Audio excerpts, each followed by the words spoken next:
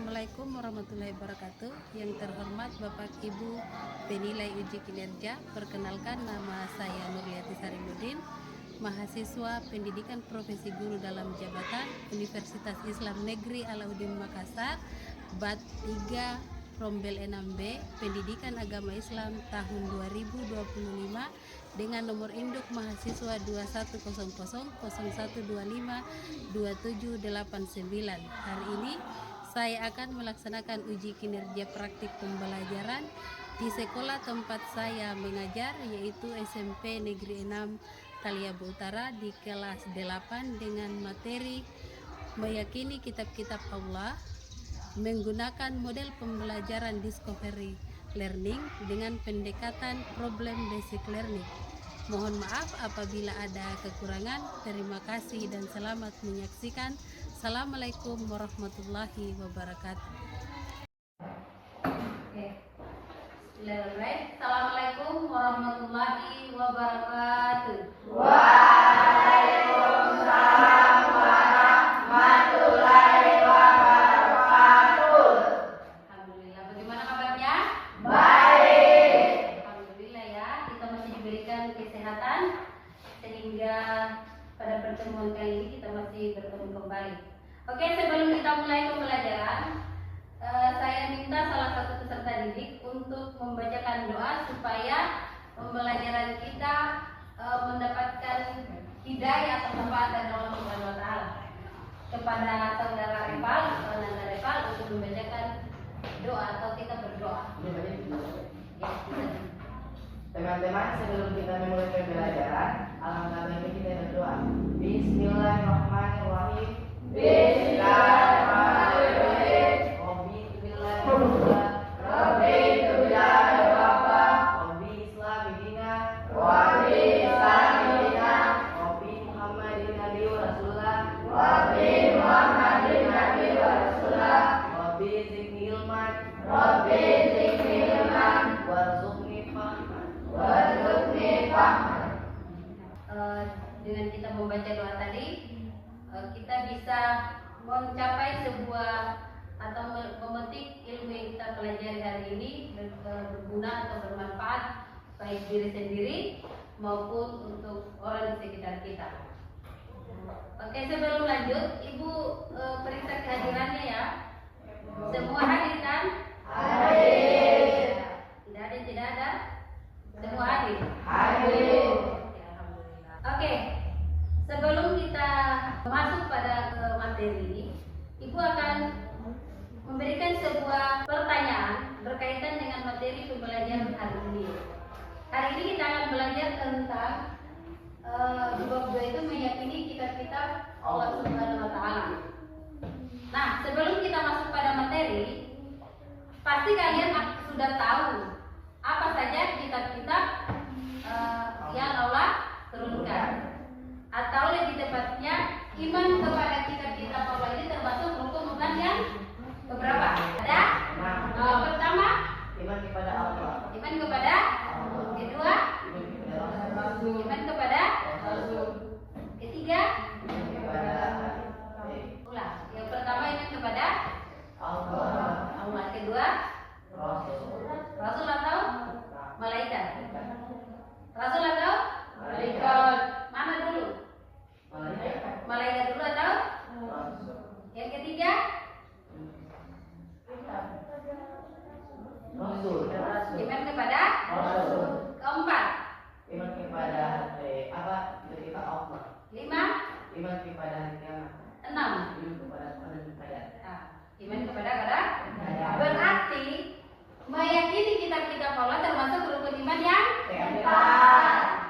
Di sini kita akan belajar tentang meyakini kitab-kitab Allah.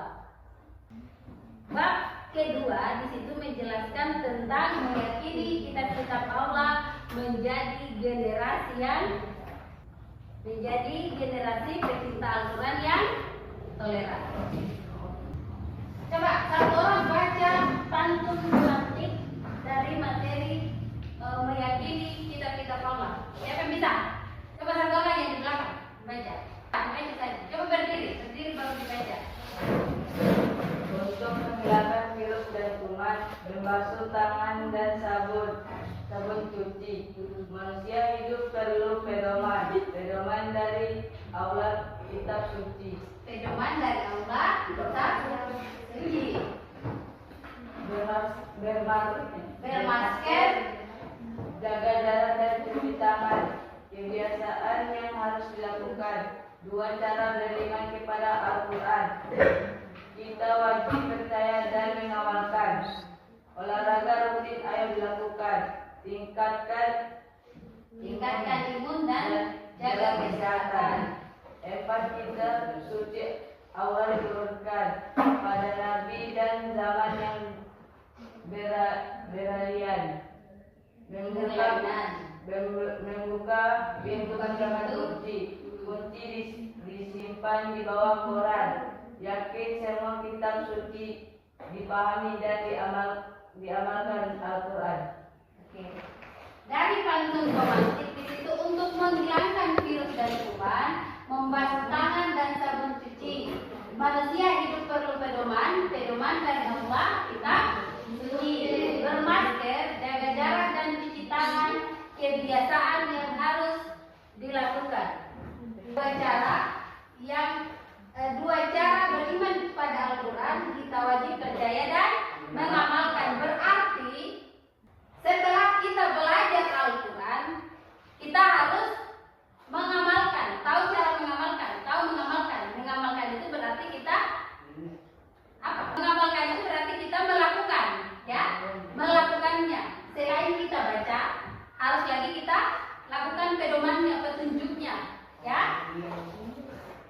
Terus olahraga rutin ayo dilakukan, tingkatkan imun dan jaga kesehatan. 4 kitab suci Allah turunkan pada Nabi dan zaman yang berlainan.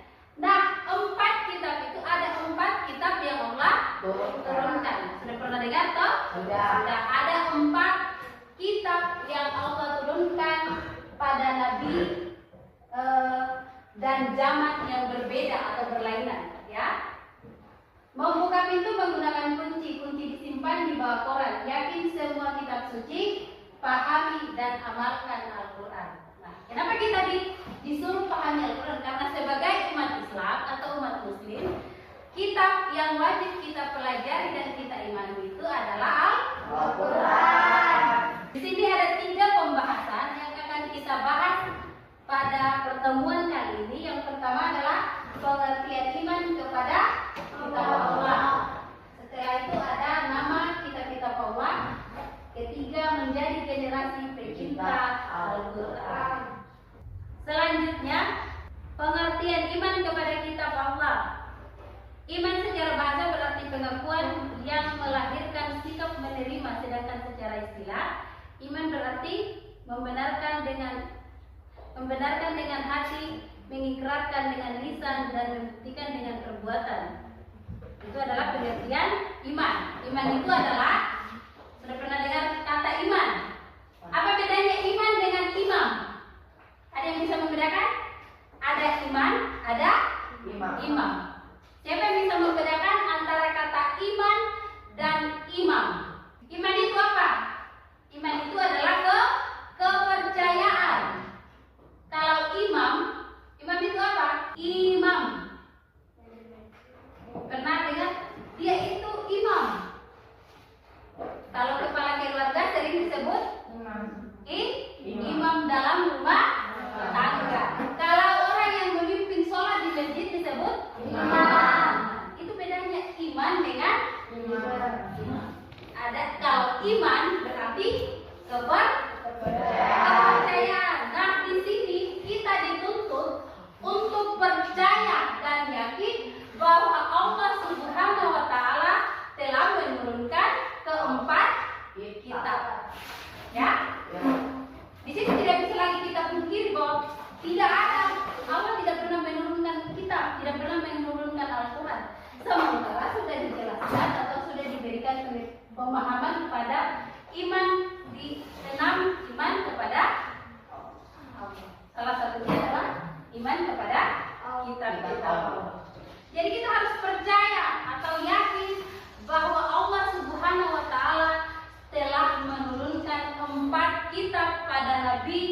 dan pada zaman yang berlainan. Bisa kan? Nah, beriman kepada kitab Al-Quran berarti meyakini bahwa Al-Quran adalah kalam Allah Subhanahu wa Ta'ala yang diturunkan kepada Nabi Muhammad Sallallahu Alaihi Wasallam melalui perantara malaikat Jibril yang disampaikan secara mutawatir atau bersambung dan berpahala bagi orang yang membacanya. Pengertian iman kepada kitab Allah itu adalah meyakini bahwa Al-Quran adalah kalam Allah atau kitab Allah Subhanahu wa Ta'ala. Al-Quran diturunkan pada Nabi Muhammad Sallallahu Alaihi Wasallam melalui perantara malaikat Jibril secara berangsur atau secara mutawatir. Ini adalah keempat kitab Allah yang Allah turunkan kepada Nabi dan Rasulnya. Sudah lihat toh? Ada kitab Taurat, Zabur, Injil, dan Al-Quran. Sudah ada yang pernah lihat kitab Taurat? Belum. Tapi ini seperti ini. Ini kitab Zabur yang sudah pernah kita lihat adalah Al-Quran. Kenapa kita cuma lihat Al-Quran? Karena kita memang umat Islam yang memang pedoman kita atau petunjuk kita berpegang teguh pada Al-Quran. Itu lihat. Ada 4 kitab, ya. Nah, yang pertama adalah kitab Taurat. Kitab Taurat adalah kitab yang diturunkan oleh Allah Subhanahu wa Ta'ala kepada Nabi Musa alaihissalam. Lihat, supaya paham ya. Nah, kitab Taurat atau dia berisi tentang firman. Kitab Taurat berisi tentang pedoman bagi Bani Israel yang kemudian disebut sebagai bangsa Yahudi. Kitab Taurat hanya digunakan untuk memutuskan perkara orang-orang Bani Israel karena kitab ini memang hanya diturunkan bagi mereka. Jadi kitab Taurat itu hanya diturunkan kepada bangsa Bani Israel. Itu kitab pertama. Terus ada kitab Zabur. Coba, kitab Zabur adalah kitab yang diturunkan oleh Allah Subhanahu wa Ta'ala kepada Nabi Daud. Yang Nabi Daud adalah merupakan salah satu nabi dari Bani Israel lagi ya. Menurut Imam Qurtubi, sebagaimana dikutip dalam tafsir Quran, kitab Zabur tidak berisi hukum-hukum perkara seperti Taurat, namun kitab Zabur terdiri dari 150 surat yang berisi nasihat-nasihat atau hikmah, pujian dan sanjungan kepada Allah Subhanahu wa Ta'ala. Dia isinya cuma puji-pujian, sanjungan, berbeda tadi dengan kitab Taurat. Yang kitab Taurat tadi adalah pemecah atau pedoman untuk memisahkan salah satu perselisihan pada kaum antara Bani Israel tadi, ya. Selanjutnya ada kitab Injil. Kitab Injil di situ adalah kitab yang diturunkan oleh Allah Subhanahu wa Ta'ala kepada Nabi Isa.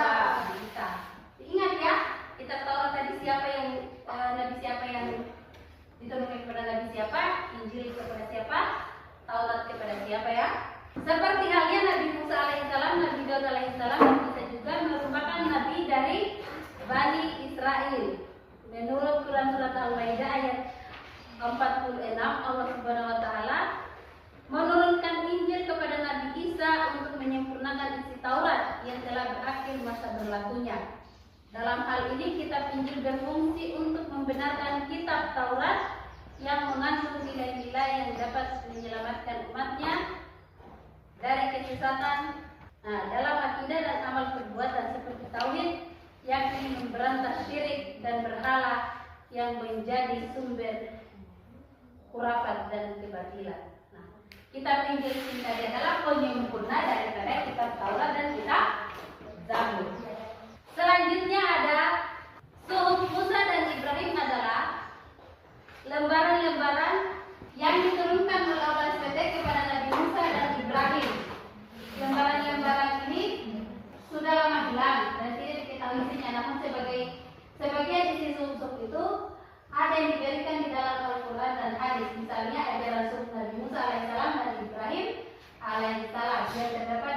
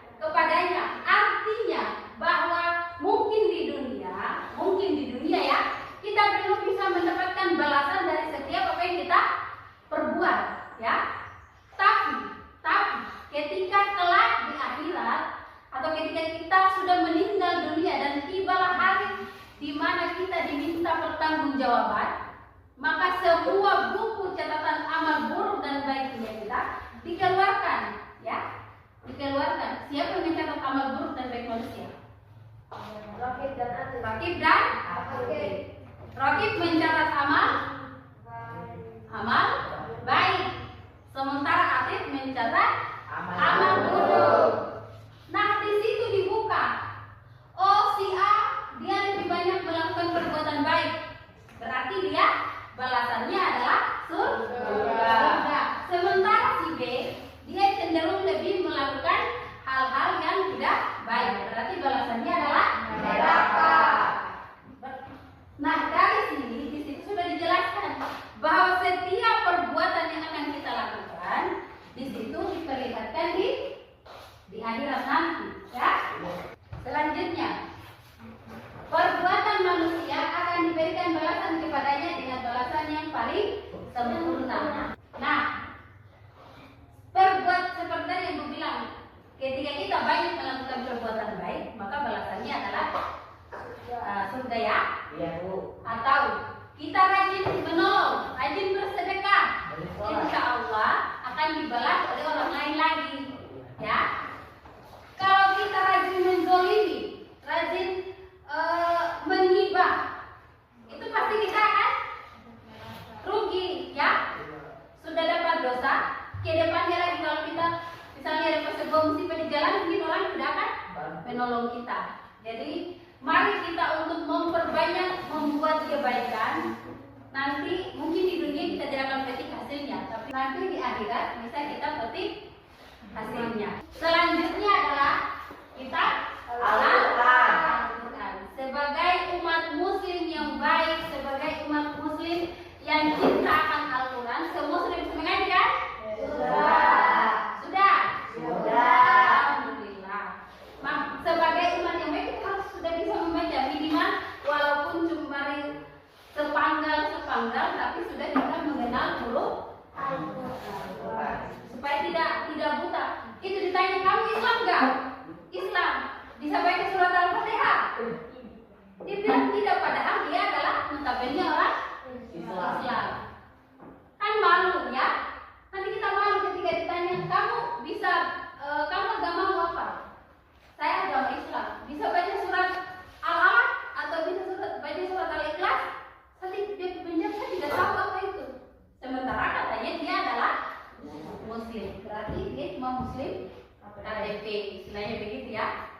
Tapi mari bagaimana kita minimal surat Al-Fatihah, Al-Ikhlas atau surat-surat pendek lainnya itu kita apa, ya. Oke. Kitab Al-Quran merupakan wahyu yang Allah turunkan kepada Nabi Muhammad SAW.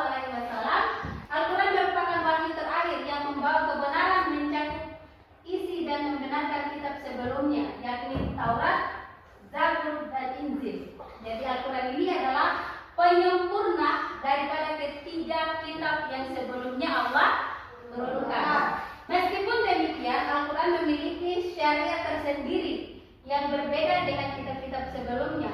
Syariat yang terdapat di dalam Al-Quran berfungsi menggantikan syariat yang terdapat dalam kitab-kitab sebelumnya. Namun walaupun masing-masing kitab Allah memiliki syariat yang berbeda, tetapi dasar dan dasarnya sama, yaitu ajaran tentang tauhid atau mengesahkan Allah Subhanahu wa Ta'ala.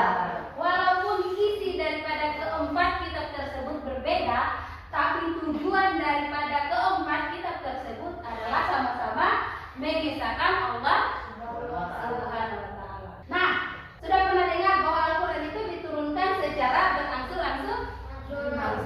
Berapa lama Al-Quran diturunkan? Sehingga dibentuk satu buku atau menjadi 30. Berapa isinya Al-Quran? Ada berapa juz? 30 juz. 30 juz itu tidak diturunkan satu kali, melainkan secara berangsur-angsur. Berapa lama? Al-Quran diturunkan secara berangsur-angsur selama 22 tahun, 2 bulan dan 22 hari. Ayat yang pertama Allah turunkan itu, kalian sudah pernah dengar ayat yang pertama turunkan? Surah Al-Alaq. Coba baca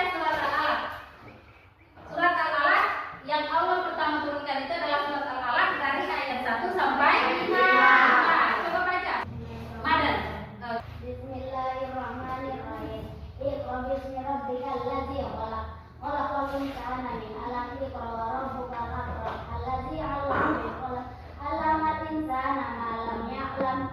Coba mana lagi? Semua harus bisa ya. Ya, Bu. Ayat yang pertama Allah turunkan adalah surat Al-Alaq ayat 1 sampai 5. Apa arti atau apa isi dari surat Al-Alaq? Iqra wa rabbukal akram. Apa artinya? Itu pada Quran surat Al-Alaq ayat 1 sampai 5 Allah memerintahkan umatnya untuk belajar membaca. Bacalah dengan menyebut nama Allah. Apa yang dibaca? Yang dibaca adalah Iqra bismi rabbikal Al-Quran. Di situ kita diperintahkan untuk belajar membaca. Dari yang tidak membaca bisa membaca, dari yang tidak bisa menulis bisa menulis.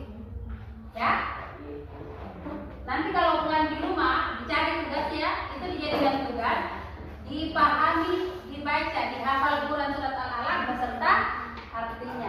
Iqra bismi rabbikal akram. Bacalah dengan menyebut nama Tuhanmu yang menciptakan manusia dari segumpal apa? Dari segumpal tanah. Bacalah yang mengajarkan manusia melalui perantara kalam. Ya. Nanti dipulang-pulang baca, dibuka surat Al-Alaq ayat 1 sampai 5, pelajari, baca suratnya, dipahami artinya. Nanti minggu depan ditanya lagi ya. Oke. Nah, pertanyaan, Ibu kasih ke kalian satu pertanyaan. Di dalam Al-Quran, ayat pertama yang ditulis di lembaran pertama Al-Quran itu adalah surat Al-Fatihah. Kenapa bukan surat Al-Alaq yang ditulis di lembaran pertama? Sementara sudah dijelaskan bahwa Al-Alaq adalah ayat yang pertama diturunkan. Ada yang bisa? Coba gunakan dulu pemahamannya, imajinasinya. Kenapa di lembaran pertama, di halaman pertama itu adalah surat Al-Fatihah, bukan surat Al-Alaq? Karena apa? Coba menjawab saja, tidak usah ragu, tidak usah takut kalau jawabannya tidak benar. Dengan kita sama-sama belajar untuk mengetahui sesuatu yang belum kita tahu, sehingga kita tahu.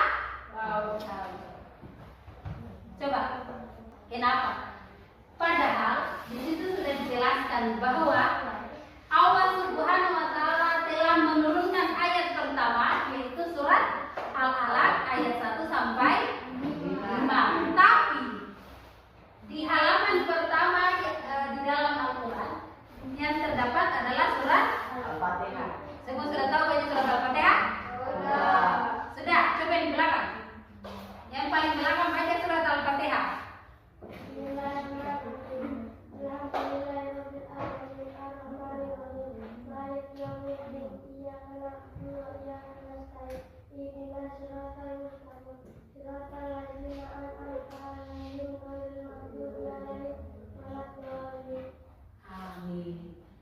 Minimal laki-laki harus pandai atau menjadi seorang imam, pemimpin baik dalam rumah tangga maupun pemimpin yang untuk memimpin sholat harus pandai membaca Al-Quran atau pandai membaca surat yang Allah turunkan.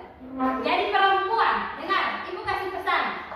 Perempuan di sini ketika mencari seorang imam, ya, ke depannya pilihlah laki-laki yang pandai membaca Al-Quran. Ya? Jadi laki-laki modal utamanya itu harus belajar Al-Quran. Selain sukses materinya, minimal akidah akhlaknya juga harus sukses atau harus lebih baik. Semua bisa tahu baca surat Al-Fatihah? Coba yang di belakang lagi sama yang namanya Reza. Coba Reza baca surat Al-Fatihah. Reza rumahnya di Katihan Masjid. Berarti Reza ini dia orangnya apa ya? Dia rajin ke masjid ya. Rumahnya kan dekat di masjid. Coba Reza. Rugi Reza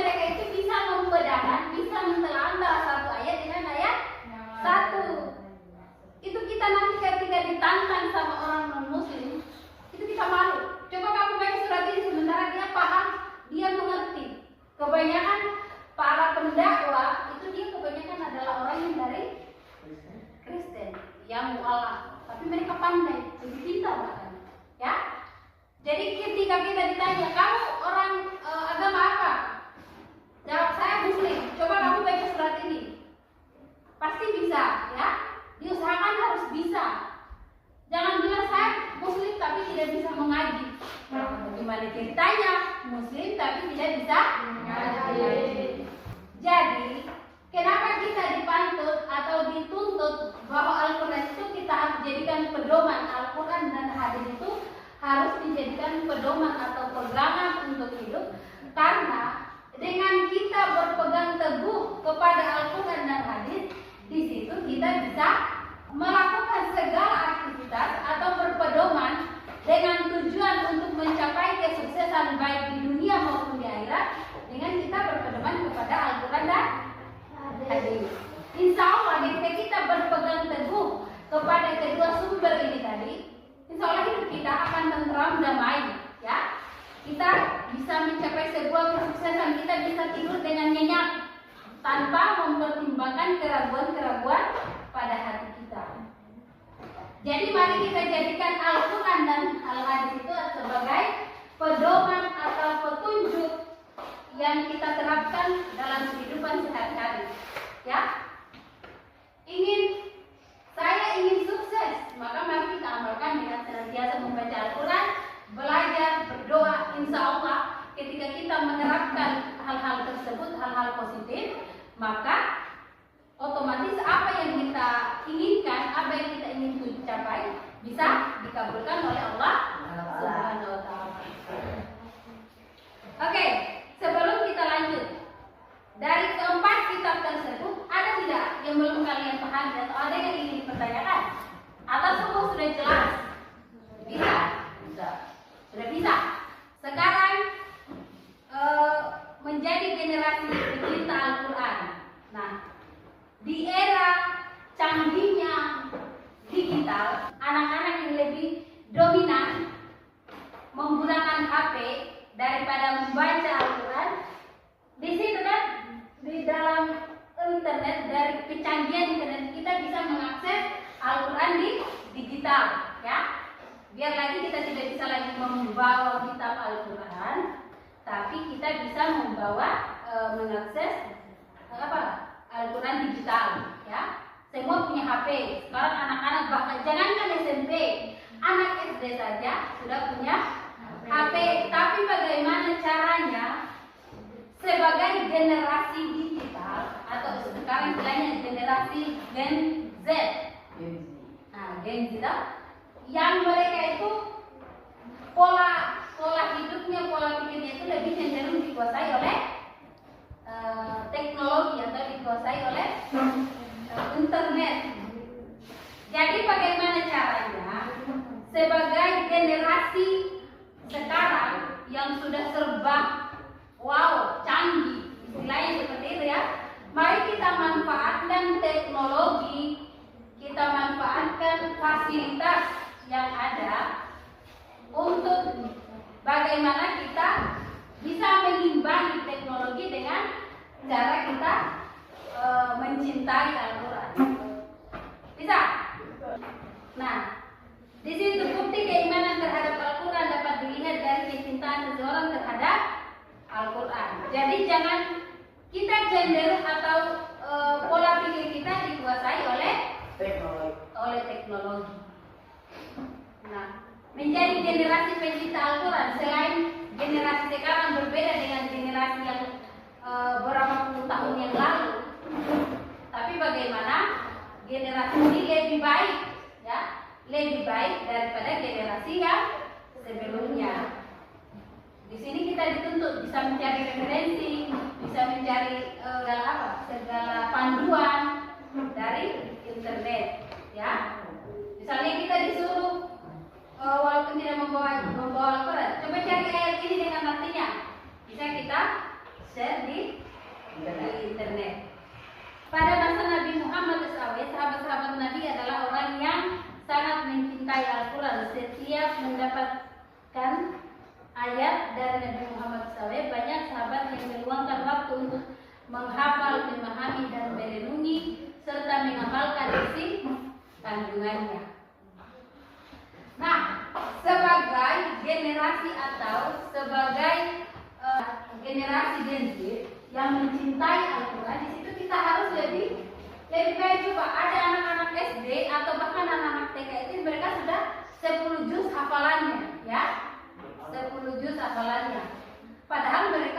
pulang dari sekolah masih sempat juga bermain HP, masih juga sempat bermain game. Tapi bagaimana cara kita sebagai generasi pecinta Al-Quran yang saat ini bisa membagi waktu antara sekolah, bermain, menghafal Al-Quran, supaya kita termasuk sama menjadi generasi pecinta Al-Quran. Di sini sudah ada yang menghafal Al-Quran? Ada? Masa sudah ada? Belum ada yang hafal Al-Quran satu juz atau 2 juz sudah ada? Belum ada. Tapi sudah minimal sudah pandai membaca Al-Quran. Tahu keutamaan orang yang menghafal Al-Quran? Keutamaan daripada orang-orang yang menghafal Al-Quran itu adalah dia bisa mengajak 6 orang anggota keluarganya masuk surga. Jadi itu bukan cuma sekedar hafal dari juz 1 sampai juz 30, cuma sekedar hafal, tidak ada impelan. Impelannya besar, ya, impelannya besar, yaitu bisa mengajak 6 orang anggota keluarganya untuk masuk surga. Siapa yang tidak ingin masuk surga bersama-sama orang tuanya? Semua ingin kan? Nah, walaupun juga kalian tidak menghafal 30 juz, minimal selalu mengamalkan Al-Quran, pulang di rumah habis sholat baca Al-Quran, berdoa, rajin bersedekah, dan lain sebagainya. Ya, insya Allah kita bisa bersama-sama menuju surga bersama kedua orang tua. Semua ingin masuk surga bersama orang tua kan? Mau? Nah, caranya seperti apa? Menghafal Al-Quran. Apa lagi? Selain menghafal Al-Quran, apa lagi? Sholat. Apa lagi? Bersedekah. Apa lagi? Banyak ya. Banyak, istilahnya banyak cara menuju Roma. Tapi juga banyak cara untuk menuju surga. Apa? Islam itu indah, ya. Islam itu indah. Kita dipermudah untuk mencapai sebuah kesuksesan, ya. Islam itu indah.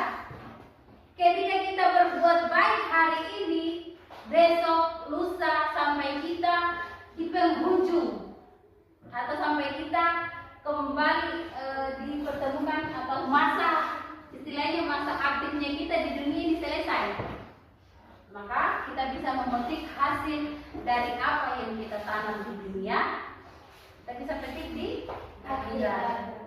Jadi banyak manfaatnya. Rajin baca Al-Quran, rajin sholat, rajin bersedekah, rajin menolong, tidak suka mengolok-olok, tidak suka membantah orang tua, ya. Walaupun menurut pemikirannya kita benar, tapi namanya orang tua harus kita menghargai, karena tidak ada orang tua yang ingin menjerumuskan anak-anaknya ke hal-hal yang tidak baik.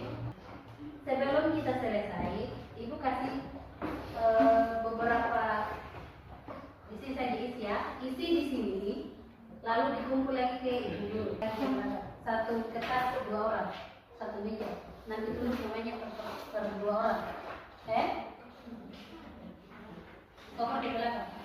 Karena tugasnya begini. Nanti ditulis di satu kertas, ditulis namanya ya, per 2 orang, satu kertas. Tugasnya, dengar. Tugasnya adalah dikerjakan saat ini juga ya. Tugasnya adalah dari keempat kitab tersebut, silakan pilih mau pilih Taurat, Zabur, Injil atau Al-Quran. Berikan satu kesimpulan, masing-masing kesimpulannya dari apa yang kalian dengar tadi. Bisa? Tulis namanya ya. Kesimpulannya saja ya, kesimpulannya. Iya. 2 menit lagi. 1 menit lagi. Sudah? Ya? Oke. Sekarang maju. Repal dulu dari Repal sama-sama. Yang lain dengarkan ya. Assalamualaikum warahmatullahi wabarakatuh. Waalaikumsalam.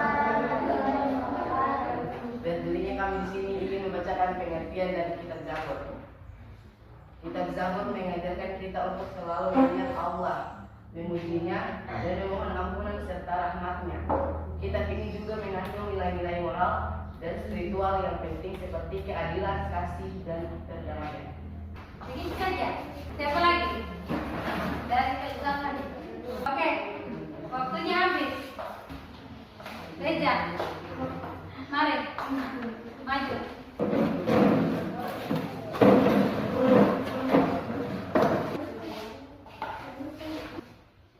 Al-Quran adalah kitab suci Islam yang berisi petunjuk hidup, hukum dan hikmah sebagai sumber utama ajaran Islam.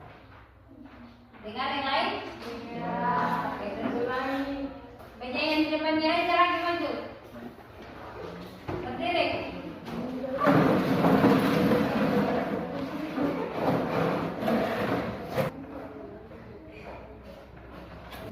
Kitab Zabur adalah kitab suci yang dipercayai oleh agama Samawi, yaitu agama Yahudi dan Kristen. Meskipun dipercayai oleh kedua agama ini, interpretasi dan arti dari kitab Zabur memiliki perbedaan.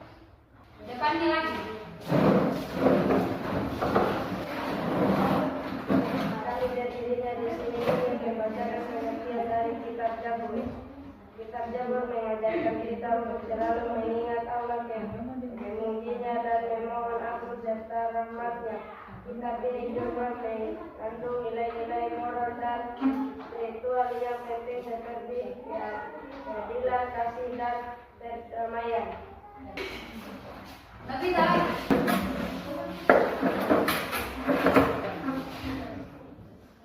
Kitab Taurat.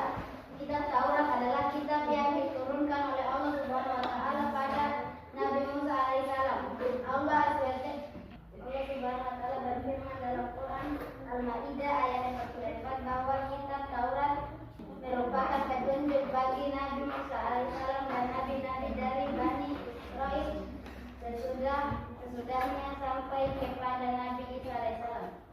Kitab Taurat sebagai pedoman bagi Bani Israil yang kemudian disebut sebagai bangsa Yahudi. Kitab Taurat digunakan untuk memutuskan perkara orang-orang baik dan baik. Oke. Teman saudara, itu tadi kita belajar melatih untuk bagaimana kita bisa tampil di depan. Tidak usah takut untuk mau salah dan benar. Jadi kita sama-sama belajar bagaimana untuk menjadi generasi yang lebih baik. Oke. Sebelum kita akhiri kegiatan pembelajaran pada kali ini, Bu Guru minta Reval untuk membacakan rangkuman daripada materi yang kita belajar tadi. Yang lain menyimak ya. Satu, iman kepada kitab Allah adalah membenarkan bahwa Allah Subhanahu wa taala mempunyai kitab-kitab yang diturunkan kepada Nabi Rasul, para rasulnya. Setiap muslim wajib beriman kepada semua kitab yang diturunkan oleh Allah Subhanahu wa taala kepada para rasulnya, baik secara ijmali, global maupun terperinci. Ada sejumlah kitab dan surat Allah yang disebutkan di dalam Al-Quran dan hadis Nabi, yaitu Zabur, Taurat, Injil, dan Al-Quran, serta surat Musa dan Ibrahim. Seorang muslim yang beriman kepada Al-Quran dengan benar akan menampilkan akhlak dan mulia dalam kehidupan sehari-hari, seperti berkata jujur, bertanggung jawab, dan dipercaya, menghargai perbedaan, menghormati orang tua, dan lain sebagainya. Hubungan yang harmonis di antaranya orang-orang yang beriman kepada kitab Allah dapat diwujudkan dalam perilaku yang saling menghargai perbedaan, saling menghormati antar sesama, serta saling bekerja sama dan berkolaborasi dalam membangun masyarakat. Selanjutnya, sebelum kita menutup, Ibu Madan untuk membaca doa mengakhiri pembelajaran kita pada pertemuan ini. Silakan biar baca surat Al-Ikhlas saja.